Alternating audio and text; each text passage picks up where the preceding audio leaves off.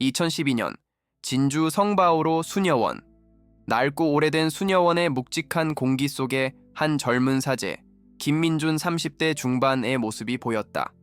그는 오랜 시간 방치되어 먼지가 수북이 쌓인 수도원 지하 예배당의 바닥을 조심스럽게 쓸고 있었다.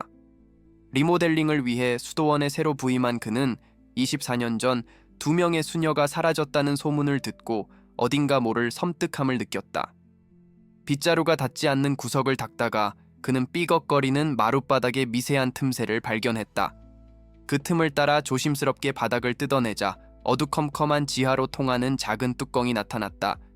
이 예기치 않은 발견은 고요했던 수녀원의 평화를 산산조각내는 비극적인 진실의 서막이었다. 마른 침을 꿀꺽 삼킨 민주는 손전등을 켜고 조심스럽게 그 좁고 긴 계단을 내려갔다. 이 섬뜩한 이야기에 빠져드셨나요? 여러분은 이 상황에서 어떤 선택을 하셨을까요? 아래 댓글에 여러분의 생각을 남겨주세요. 민준이 지하 비밀 통로로 들어서자 퀴퀴한 곰팡이 냄새와 함께 눅눅한 공기가 온몸을 감쌌다. 손전등 빛이 비추는 곳마다 오래된 십자가와 낡은 기도서들이 널브러져 있었다. 그곳은 마치 시간이 멈춘 듯 1988년의 흔적을 고스란히 품고 있었다. 한쪽 벽에는 누군가가 긁어놓은 듯한 스크래치와 희미한 글자들이 보였다. 민주는 심장이 쿵쾅거리는 것을 느끼며 조심스럽게 글씨를 더듬었다. 하늘은 알고 있다. 라는 불길한 문구 아래 2개의 이름이 흐릿하게 새겨져 있었다. 사라진 2 수녀, 수아와 유진의 이름이었다. 이 순간 민준의 마음속에는 단순한 호기심을 넘어선 깊은 연민과 함께 정의를 향한 불타는 열망이 싹트기 시작했다. 그는 벽에 새겨진 이름 아래에서 흙에 덮인 작은 나무 상자를 발견했다. 조심스럽게 상자를 열자 그 안에는 24년 전의 시간을 담은 듯한 2개의 낡은 묵주와 빛바랜 종이로 감싸인 일기장 2권이 있었다. 일기장에는 수아와 유진의 이름이 선명하게 적혀 있었다. 민주는 숨을 멈추고 일기장을 펼쳤다. 그들의 순수하고 맑은 신앙심으로 가득 차 있어야 할 글들 속에는 알 수 없는 두려움과 공포, 그리고 누군가를 향한 억울함과 절망의 흔적이 고스란히 담겨 있었다. 민주는 이 일기장들이 단순한 기록이 아니라 그들이 남긴 마지막 외침이자 진실을 향한 절규라는 것을 직감적으로 깨달았다. 일기장에는 1988년 수녀원 내에서 벌어진 충격적인 진실들이 조각조각 담겨 있었다. 그 진실들은 수녀원을 관리하던 권위적인 원장 신부의 이중적인 모습, 그리고 그가 저지른 끔찍한 비밀을 암시하고 있었다. 민주는 일기장을 읽으면서 이 2 젊은 수녀의 순수함이 어떻게 무참히 짓밟혔는지, 그리고 왜 그들이 사라질 수밖에 없었는지에 대한 실마리를 찾기 시작했다. 일기장 속에서 수아는 원장 신부의 수상한 행동을 눈치챘고 유진은 그 행동의 근원적인 부조리를 파헤치려 했다. 그들의 마지막 기록은 공포와 절망으로 점철되어 있었고 그들의 죽음이 단순한 실종이 아님을 명확히 보여주었다. 민주는 일기장을 읽으며 과거의 비극에 깊이 몰입하게 된다. 그는 2 수녀의 감정들을 생생하게 느끼며 그들의 고통과 공포를 온몸으로 받아들였다. 유진의 일기에는 신성한 곳에 숨겨진 악마를 보았다는 충격적인 문구가 적혀 있었고 수아의 일기에는 원장 신부에게 은밀한 부탁을 받고 고통받는 어린아이들의 이야기가 담겨 있었다. 이 모든 기록들은 민준에게 단순한 사건의 기록이 아닌 신성한 곳에서 벌어진 악마적인 행위에 대한 고발처럼 다가왔다. 이 진실을 외면하는 것은 신의 뜻을 거스르는 것과 같다고 민주는 생각했다. 그날 밤 민주는 잠 못 이루고 일기장들을 다시 읽었다. 글자 하나하나에서 수아와 유진의 눈물이 느껴지는 듯했다. 그는 24년 전 자신과 비슷한 나이였을 그들의 간절한 외침에 응답해야 한다고 믿었다. 이 사건은 단순한 실종 사건이 아니었다. 종교기관의 이름 아래 묵살된 악행이었고 그에 대한 침묵은 또 다른 죄악이었다. 민주는 이 모든 것을 밝혀내는 것이 자신의 사명이라는 확신을 갖게 되었다. 그의 신앙심은 흔들렸지만 정의를 향한 그의 믿음은 더욱 단단해졌다. 그는 더 이상 묵인할 수 없었다. 민주는 수도원 내부의 오래된 서류들을 뒤지기 시작했다. 1988년 당시의 기록을 찾아 헤매는 그의 모습은 수도원의 다른 신부들과 수녀들에게 의심의 눈초리를 받기 시작했다. 그는 수도원 내에서 외로운 싸움을 시작했다. 모두가 과거의 진실을 덮어두려 하는 것처럼 보였다. 민주는 이러한 분위기 속에서 더욱 강한 저항을 느꼈다. 닫힌 문을 열기 위해 그는 수도원 밖의 세상, 즉 경찰과 언론의 도움을 받을 수 있을지를 고민하기 시작했다. 하지만 그 전에 그는 이 모든 진실을 묵살하려는 보이지 않는 힘과 맞서 싸워야 했다. 그는 수도원 내에서 가장 오래된 신부, 베드로 신부를 찾아갔다. 베드로 신부는 1988년 당시에도 이 수도원에 있었고 사건의 전말을 어느 정도 알고 있을 거라고 생각했다. 민준이 조심스럽게 두 수녀의 이름을 꺼내자 베드로 신부의 표정은 순식간에 굳어졌다. 그는 민준에게 지난 세월의 아픔을 굳이 들추려 하지 마라. 그들을 위해서라도 이제는 잊어야 할 때다 라며 싸늘하게 충고했다. 이 침묵과 회피는 민준에게 진실이 단순히 묻힌 것이 아니라 누군가에 의해 의도적으로 은폐되었다는 확신을 심어주었다. 민준은 이제 홀로 싸워야 한다는 것을 깨달았다. 베드로 신부의 차가운 태도 이후 민준은 수녀원 내부에서 더욱 고립되었다. 다른 신부들과 수녀들은 그를 피하기 시작했고 알 수 없는 적대감이 그를 짓눌렀다. 마치 그가 숨겨진 비밀을 건드린 이방인 취급을 받는 것 같았다. 민준은 고독과 싸우며 낡은 일기장을 밤낮으로 연구했다. 그는 일기장의 행간마다 숨겨진 의미를 찾으려 애썼다. 수아와 유진이 남긴 글들은 단순한 감정의 토로를 넘어 그들이 겪은 사건의 퍼즐 조각들이었다.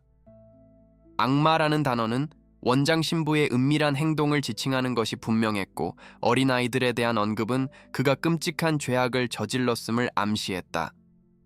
민주는 일기장 속에서 언급된 기도의 방이라는 장소를 발견했다. 이 방은 수도원 건축물 도면에도 없는 숨겨진 공간이었다. 민주는 이 방이 1988년 당시의 비밀을 품고 있을 거라 직감했다. 그는 밤늦은 시간, 모두가 잠든 뒤에 몰래 그 방을 찾아 나섰다. 오래된 벽난로 뒤에 숨겨진 문을 열고 들어서자 그곳에는 낡은 기도 의자와 함께 바닥에 흩어져 있는 빛바랜 사진들이 있었다. 사진 속에는 원장 신부와 함께 있는 어린아이들의 모습이 담겨 있었고 그 아이들의 얼굴에는 공포와 슬픔이 가득했다. 민주는 충격에 휩싸였다. 이 사진들은 수아와 유진이 목숨을 걸고 남긴 증거였다. 사진 뒷면에는 아이들의 이름과 함께 원장 신부님의 비밀이라는 글귀가 적혀 있었다. 이 순간 민주는 진실의 잔혹성을 온몸으로 느꼈다. 성스러운 곳에서 벌어진 이 끔찍한 죄악은 그의 신앙심에 깊은 균열을 일으켰다. 그는 이 사실을 어떻게 받아들여야 할지 혼란스러웠다. 이 진실을 밝히는 것이 과연 옳은 일인지 아니면 교회의 명예를 위해 덮어두어야 할 일인지 갈등했다. 하지만 사진 속 아이들의 슬픔에 가득 찬 눈빛을 보는 순간 그는 정의를 선택하기로 결심했다. 민주는 용기를 내어 과거 원장 신부와 가까이 지냈던 한 노수녀, 마리아 수녀를 찾아갔다. 마리아 수녀는 현재 요양 중이었고 기억이 희미해져 있었다.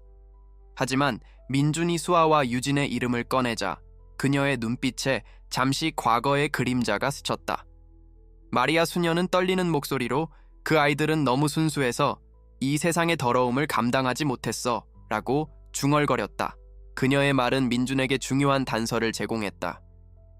이 사건의 진실은 단순한 실종이 아니라 순수함이 죄악에 의해 파괴된 비극이라는 것을 깨달은 것이다. 민주는 마리아 수녀가 남긴 단편적인 기억들을 조합하며 원장 신부와 수도원 외부에 한 인물이 연관되어 있다는 것을 알게 되었다. 그는 원장 신부의 개인 서류를 몰래 뒤져보았고 그곳에서 최 변호사라는 이름이 자주 언급된 것을 발견했다. 민주는 최 변호사가 원장 신부의 불법적인 행동을 은폐하고 어린아이들을 이용한 범죄를 도왔을 가능성이 높다고 추측했다. 그는 최 변호사를 찾아 나섰고 그의 사무실 앞에서 며칠 동안 잠복하며 그를 관찰했다. 최 변호사는 겉으로는 존경받는 법률가였지만 어딘가 모르게 불안하고 어두운 기운을 풍기고 있었다. 어느 날 민주는 최 변호사가 한 노인과 비밀리에 접선하는 것을 목격했다. 노인의 얼굴은 낯익었다. 그는 바로 24년 전 사건을 덮는 데 일조했던 진주경찰서의 전직 서장이었다. 이 만남은 민준에게 확신을 주었다. 이 사건은 단순히 수도원 내부의 문제가 아니라 외부의 권력과 결탁하여 조직적으로 은폐된 거대한 범죄였다. 민주는 이 거대한 음모의 실체를 밝히기 위해 자신의 모든 것을 걸기로 결심한다. 그는 자신이 혼자가 아니라는 것을 보여주기 위해, 그리고 더 이상의 침묵이 없도록 하기 위해 이 사실을 외부에 알리기로 마음먹었다. 하지만 민주는 곧 위기에 봉착했다. 그의 행동을 눈치챈 수도원의 높은 신부들은 그를 불러내 경고했다. 민준 신부, 수도원의 명예를 실추시키는 행동은 용납할 수 없습니다. 당신이 파헤치는 것은 단순한 과거의 이야기가 아니라 우리 모두의 믿음과 직결된 문제입니다. 그들은 민준에게 수도원 내에서 일어난 모든 일을 잊고 침묵하라고 강요했다. 민준은 그들의 권력 앞에 무력감을 느끼면서도 두 수녀의 억울한 죽음을 외면할 수 없었다. 그는 이 거대한 침묵의 장벽을 뚫기 위해 더 큰 용기가 필요하다는 것을 깨달았다. 민준의 심적 갈등은 깊어졌다. 그는 과연 이 진실을 밝히는 것이 교회의 이름에 먹칠을 하는 행위인지, 아니면 진정한 신앙의 길을 걷는 것인지 자문했다. 밤마다 그는 무릎을 꿇고 기도하며 신에게 답을 구했다. 하지만 신의 침묵 속에서 그는 스스로 답을 찾아야 했다. 그는 일기장과 사진들을 보며 이 사건의 피해자인 수아와 유진의 모습을 떠올렸다. 그들이 겪었을 공포와 외로움은 민준의 마음을 흔들었고, 그들의 억울함을 풀어주는 것이야말로 진정한 신의 뜻이라고 믿게 되었다. 그는 수도원 내에서 자신을 지지해줄 사람을 찾기 시작했다. 그는 수도원 도서관에서 일하는 젊은 수녀, 소피아 수녀에게 조심스럽게 접근했다. 소피아 수녀는 과거의 기록들을 관리하는 일을 하고 있었고, 1988년 당시의 사건에 대해 어렴풋이 알고 있었다. 민주는 그녀에게 일기장과 사진들을 보여주며 자신의 조사 내용을 털어놓았다. 소피아 수녀는 충격에 휩싸였지만 민준의 진심을 보고 그를 돕기로 결심했다. 그녀는 민준에게 1988년 당시 원장 신부의 행적을 기록한 비밀 장부를 찾아주겠다고 약속했다. 민준은 소피아 수녀의 도움을 받아 원장 신부의 비밀 장부를 찾아냈다. 장부 속에는 어린아이들에게 불법적인 행위를 저지르고 그들을 협박하여 침묵시킨 기록들이 상세하게 담겨 있었다. 또한 이 사실을 알게 된 수아와 유진 수녀를 제거하기 위해 최 변호사와 경찰서장에게 거액을 건넨 사실도 기록되어 있었다.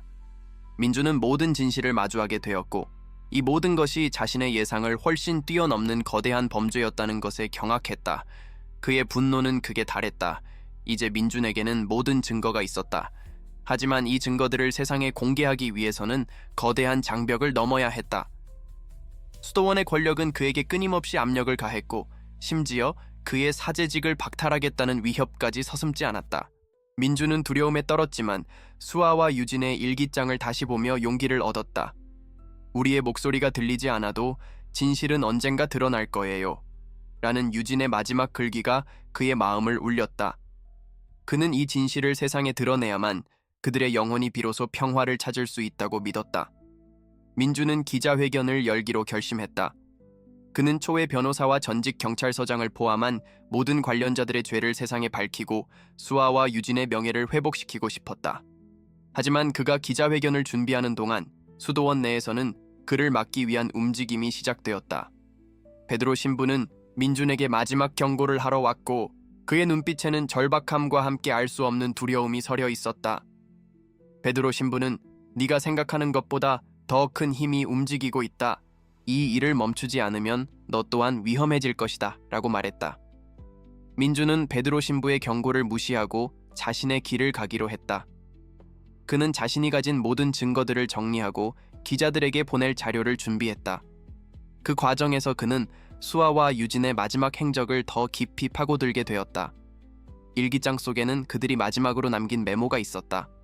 지하실에서 쇠사슬을 보았다. 우리가 이곳에 갇히게 될 것 같다. 이 모든 것을 아버지께 말씀드려야 하는데 라는 글귀는 그들이 단순히 사라진 것이 아니라 감금되었음을 암시했다. 민주는 이 단서를 바탕으로 수도원 지하실을 다시 조사했다. 그는 비밀 통로의 끝에 있는 닫힌 문을 발견했다. 문을 열고 들어가자 그곳에는 낡은 쇠사슬과 함께 흙 속에 파묻힌 작은 은반지가 있었다. 은반지에는 수아와 유진의 이름이 새겨져 있었다. 민주는 무릎을 꿇고 울었다. 그는 24년 전 이 작은 공간에서 두 수녀가 얼마나 절망적인 시간을 보냈을지 상상하며 가슴이 찢어지는 고통을 느꼈다. 이 순간 그의 모든 신념과 감정은 정의를 향한 단 하나의 목표로 응집되었다. 민주는 이제 진실을 밝히는 것을 넘어 이 모든 악행을 저지른 범인들을 직접 찾아가 단죄해야 한다고 생각했다. 그는 베드로 신부를 다시 찾아갔다. 신부님, 누가 원장 신부의 뒤를 봐주고 이 모든 일을 꾸몄습니까? 저는 진실을 알고 싶습니다. 베드로 신부는 침묵했지만 그의 떨리는 눈빛은 무언가를 말하고 있었다. 민주는 베드로 신부의 침묵이 단순한 외면이 아니라 두려움 때문이라는 것을 깨달았다. 그는 베드로 신부를 설득하기 위해 신앙의 본질에 대해 이야기하기 시작했다. 민주는 베드로 신부에게 말했다.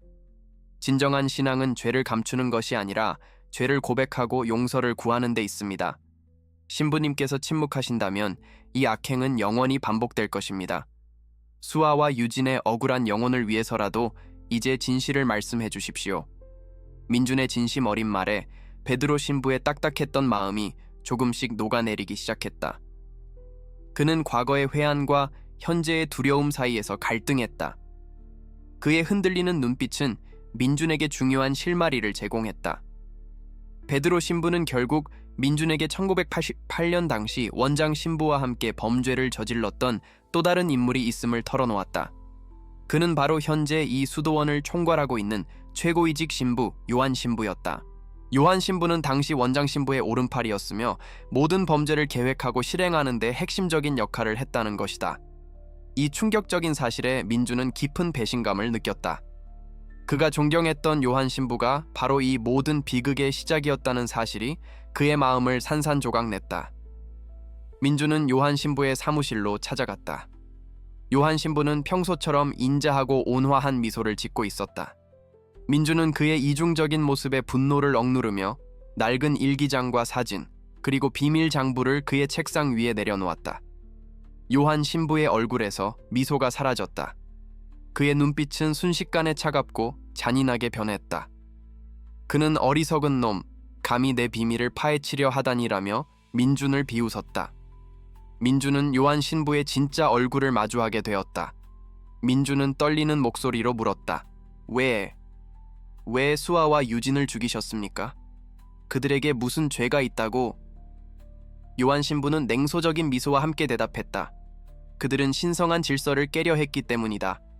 그들은 우리 교회의 미래의 걸림돌이었다. 그들이 침묵했다면 아무 일도 일어나지 않았을 것이다. 그의 말은 민준의 가슴에 비수처럼 박혔다. 요한 신부는 자신의 죄를 전혀 뉘우치지 않았고 오히려 그것을 정당화했다. 이 순간 민준은 더 이상 그를 존경할 수 없었다. 그는 그저 악마일 뿐이었다. 민준은 요한 신부에게 모든 진실을 언론에 밝히겠다고 선언했다. 요한 신부는 민준의 말을 비웃으며 네가 세상에 무슨 말을 하든 아무도 너의 말을 믿지 않을 것이다. 너는 겨우 젊은 신부일 뿐이지만 나는 수십 년 동안 쌓아온 권위가 있다 라고 말했다. 그는 민준을 위협하며 모든 증거를 자신에게 넘기라고 요구했다. 하지만 민준은 흔들리지 않았다. 그는 이 순간을 위해 모든 것을 준비했다. 그는 요한 신부와의 대화 내용을 녹음하고 있었던 것이다. 민준은 요한 신부에게 녹음기를 보여주었다. 요한 신부의 얼굴은 공포로 창백해졌다. 그의 모든 권위와 위엄이 순식간에 무너져 내리는 순간이었다. 그는 민준에게 무릎을 꿇고 사정했다. 부탁이다. 민준아. 이 일만 덮어준다면 너에게 원하는 모든 것을 주겠다. 돈, 명예, 뭐든지. 하지만 민준은 그의 말을 듣지 않았다. 그는 요한 신부의 손을 뿌리치고 방을 나섰다. 그에게 중요한 것은 돈도 명예도 아니었다. 오직 진실과 정의, 그리고 두 수녀의 억울한 죽음을 밝히는 것이었다. 민준은 요한 신부와의 대화를 녹음한 파일을 가지고 마침내 기자회견장으로 향했다. 기자회견장 앞에는 이미 수많은 기자들이 진을 치고 있었다. 민준은 긴장했지만 그의 마음속에는 두 수녀의 영혼을 위한 강한 의지가 불타오르고 있었다. 그는 기자들 앞에 서서 마이크를 잡았다. 24년 전 이 수도원에서 일어났던 두 수녀의 실종 사건에 대해 말씀드리겠습니다. 그들은 실종된 것이 아니라 끔찍한 범죄의 희생자였습니다. 민준의 목소리는 떨렸지만 그 안에 담긴 진실은 강력했다. 기자회견이 진행되는 동안 민준은 자신이 발견한 모든 증거들을 공개했다. 일기장, 사진, 비밀 장부, 그리고 요한 신부와의 녹음 파일까지. 기자들은 충격에 휩싸였다. 수도원이라는 신성한 공간에서 벌어진 끔찍한 범죄와 그를 은폐하려 했던 종교 권력의 실체는 사회 전체를 뒤흔들기에 충분했다. 기자들의 플래시 세례가 터지고 민주는 24년 동안 묻혀있던 진실을 세상에 드러내는 데 성공했다. 이제 진실은 더 이상 감춰질 수 없게 되었다. 이 소식은 순식간에 전국으로 퍼져나갔다. 사회는 충격과 분노에 휩싸였고 사람들은 수도원의 위선과 부패에 대해 비난하기 시작했다. 요한 신부와 초의 변호사, 전직 경찰서장은 즉시 경찰의 조사를 받게 되었고 그들의 죄는 만천해 드러났다. 민주는 자신의 사제직을 걸고 이 모든 것을 밝혀낸 것에 대해 후회하지 않았다. 오히려 그는 이것이 진정한 사제의 길이라고 믿었다. 정의를 향한 그의 용기는 많은 사람들에게 영감을 주었다.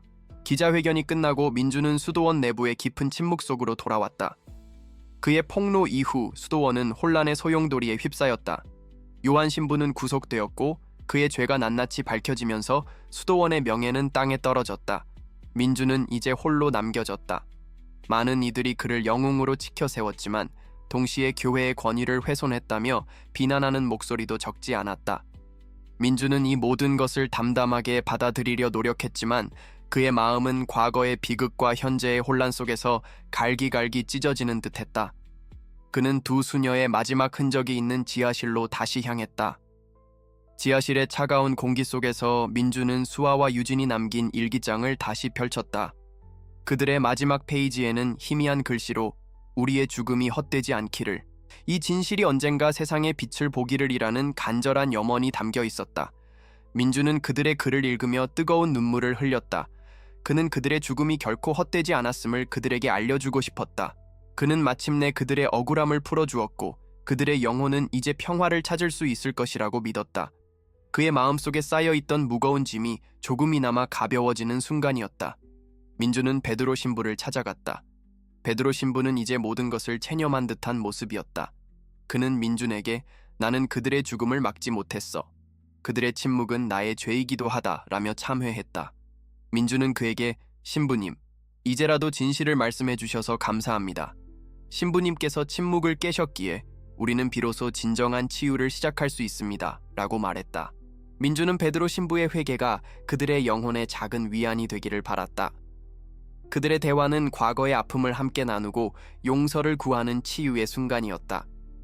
얼마 후 민주는 수아와 유진의 유해가 발견된 곳에서 작은 추모 미사를 열었다. 미사에는 그들의 유가족과 함께 진실을 위해 싸운 민준을 지지하는 소수의 신도들이 참석했다. 유가족들은 민준에게 깊은 감사를 표했고 그들의 눈에는 24년 만에 비로소 발견한 진실에 대한 안도감과 슬픔이 교차했다. 민준은 미사에서 우리는 이들의 죽음을 통해 정의의 중요성을 다시 한번 깨닫게 되었습니다. 진실은 결코 감춰질 수 없으며 정의는 반드시 승리한다는 것을 믿습니다 라고 설교했다.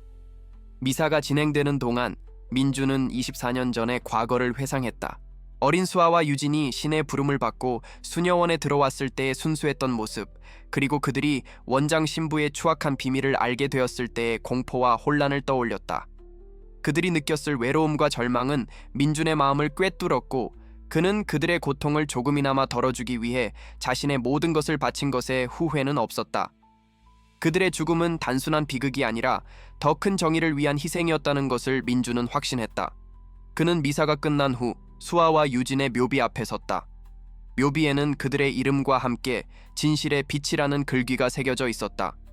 민주는 묘비 앞에서 기도하며 그들의 영혼이 이제 진정한 평화를 찾기를 간절히 빌었다. 그의 눈에는 다시 한번 눈물이 흘렀지만 이번에는 슬픔의 눈물이 아니라 진실을 밝혀냈다는 안도감과 함께 그들에 대한 존경의 눈물이었다. 그는 이제 이들의 기억을 영원히 가슴에 품고 살아갈 것이다. 이 사건의 여파는 사회 전체에 큰 파장을 일으켰다. 종교기관의 윤리성과 도덕성에 대한 논의가 활발하게 이루어졌고 숨겨진 진실을 파헤치기 위한 노력들이 이어졌다. 민주는 더 이상 평범한 사제가 아니었다. 그는 용기와 정의의 상징이 되었지만 그의 마음속에는 영원히 지워지지 않는 아픔이 남았다. 이 사건을 통해 그는 인간의 추악함과 함께 그럼에도 불구하고 진실을 향한 인간의 굳건한 의지를 목격했다. 그의 신앙은 흔들렸지만 인간에 대한 믿음은 더욱 깊어졌다. 그는 진실을 밝혀내는 과정에서 자신의 믿음이 얼마나 나약했는지, 그리고 진정한 신앙이 무엇인지 깨닫게 되었다. 신앙은 교리의 맹목적인 추종이 아니라 불의에 맞서 싸우고 약자를 보호하는 용기라는 것을. 민주는 이제 이 수도원을 떠날 준비를 했다. 그는 이제 더 이상 신부가 아니라 진실을 향한 길을 걷는 한 사람으로서의 새로운 삶을 살아가야 한다. 그는 마지막으로 지하실을 찾아가 그곳에 남겨진 모든 흔적들을 깨끗하게 정리했다. 이제 그곳은 더 이상 슬픔과 절망의 장소가 아니라 진실이 시작된 곳으로 남을 것이다. 2013년 모든 사건이 마무리되고 민주는 진주 성바오로 수녀원을 떠났다. 그는 이제 사제의 신분이 아닌 한 사람으로서의 삶을 시작했다. 그의 발걸음은 가벼웠지만 마음 한구석에는 24년 전의 비극과 함께 두 젊은 수녀의 억울한 죽음이 깊이 새겨져 있었다. 민주는 자신의 행동이 옳았다고 믿었지만 그것이 교회에 남긴 상처 또한 깊다는 것을 알고 있었다. 그는 이제 그들의 기억을 안고 정의가 필요한 또 다른 곳으로 떠날 준비를 하고 있었다. 그의 여정은 끝이 아니라 새로운 시작이었다. 민주는 한적한 시골 마을의 작은 성당에서 봉사활동을 시작했다. 그곳에서 그는 더 이상 거대한 진실을 파헤치는 싸움을 하지 않았다. 대신 그는 소박한 삶을 살며 사람들의 이야기를 듣고 그들의 아픔을 어루만져 주는 데 집중했다. 그의 삶은 이 사건을 통해 완전히 변화했다. 그는 종교의 외형적인 권위가 아니라 인간의 내면적인 진실과 정의가 얼마나 중요한지를 깨달았다. 그의 삶은 이제 두 수녀의 희생에 대한 영원한 경의와 헌사가 되었다. 시간이 흘러 민주는 우연히 수아와 유진의 가족들과 다시 만나게 되었다. 그들은 민준에게 감사함을 표하며 이제야 마음의 평화를 얻게 되었다고 말했다. 유진의 어머니는 민준에게 이제 우리 아이는 하늘에서 편히 잠들 수 있을 거예요. 진실을 밝혀주셔서 정말 감사합니다. 라며 눈물을 흘렸다. 그들의 말은 민준에게 큰 위안이 되었다. 그의 희생과 용기가 헛되지 않았다는 것을 다시 한번 확인하는 순간이었다. 민주는 자신의 경험을 바탕으로 책을 쓰기 시작했다. 그는 이 책을 통해 묻혀있던 진실과 싸운 자신의 이야기를 세상에 전하고 싶었다. 그의 책은 단순히 사건을 기록하는 것이 아니라 침묵과 외면의 위험성을 경고하고 용기와 정의의 가치를 강조하는 메시지를 담고 있었다. 그는 이 책을 통해 두 수녀의 이야기가 더 많은 사람들에게 기억되기를 바랐다. 그리고 이 이야기가 누군가의 용기를 불러일으키기를 희망했다. 이 모든 이야기가 끝난 후 민주는 묘비 앞에서 기도했다. 수아, 유진, 당신들의 희생은 결코 헛되지 않았습니다.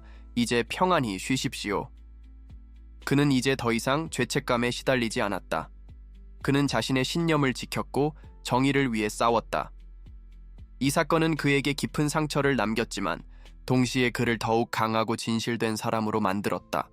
그는 이제 과거의 아픔을 넘어 더 나은 세상을 위해 살아가기로 결심한다. 마지막으로 민주는 자신이 발견했던 낡은 일기장을 다시 펼쳤다. 일기장에는 희미하게 이런 글귀가 적혀 있었다. 두려워하지 마라. 진실은 결코 사라지지 않는다. 민주는 그들의 글귀를 읽으며 조용히 미소 지었다. 그의 이야기는 이제 끝났지만 두 수녀의 이야기는 영원히 기억될 것이다. 이 이야기는 단순한 비극이 아니라 진실이 승리하고 정의가 실현되는 감동적인 서사시로 남을 것이다. 이 모든 것은 한 젊은 신부의 용기와 함께 시작되었다.